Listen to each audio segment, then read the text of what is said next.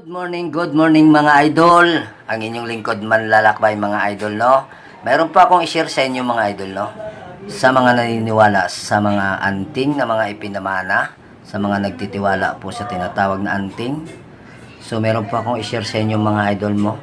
Ito po mga idol, kung natatandaan niyo po, ito po yung sa YouTube na channel ko, no, yung binigay sa atin ng isang engkanto, na mabuting engkanto mga idol, no. Ayan po siya, pakpak ng ibon.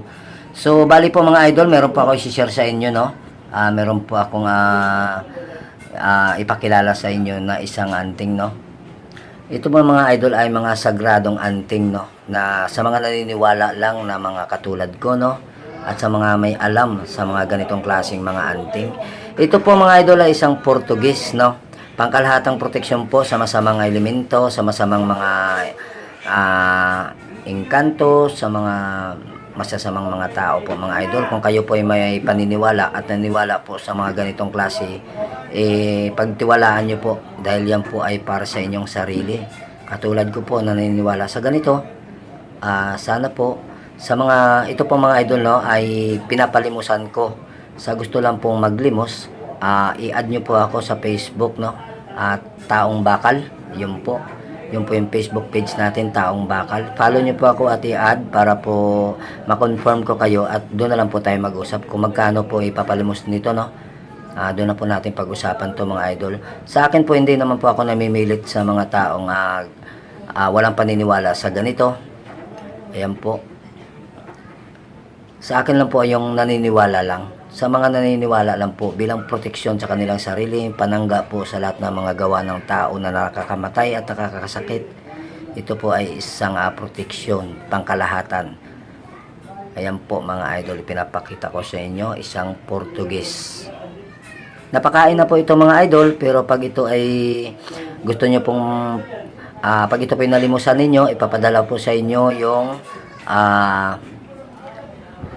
pagkain po na para sa kanya, no, ay papadala po sa inyo yan. Pag-usapan po natin sa ating Facebook page, no, sa ating messenger. Doon po tayo mag-usap.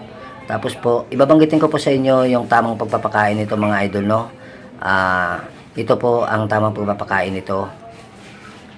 Bali, isisend ko po sa inyo yung kanyang pampakain at pampalakas nito. So ito po mga idol, ito po ang oras na dapat ninyo magpakain sa mga ganito, no.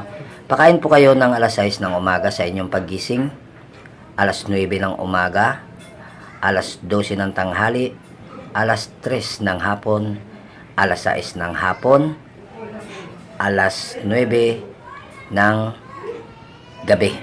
Yun po mga idol, ang mga oras na dapat po ninyo ipapakain, no.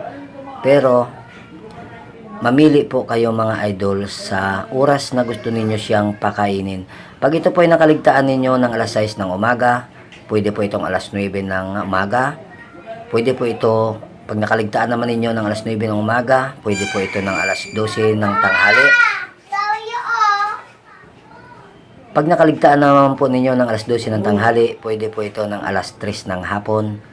Pagka ito naman po ay nakaligtaan ninyo ng alas 3 ng hapon, pwede naman kayo sa alas 6 ng gabi. Pag nakaligtaan po ninyo ito ng alas 6 ng gabi, pwede po kayo ng alas 9 ng gabi. Ayun po mga idol, ang oras ibinigay ko po sa inyo, ang oras ng kanyang pagpapakain at pagpapalakas. Ayan po mga idol, sana sa isang araw ay wag po ninyo makalimutang pakainin sa kahit anong oras po na aking nabanggit.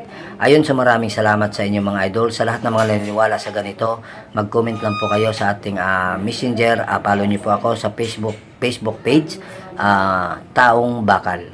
Ayan po, so maraming salamat sa inyo at magandang umaga muli. Paalam.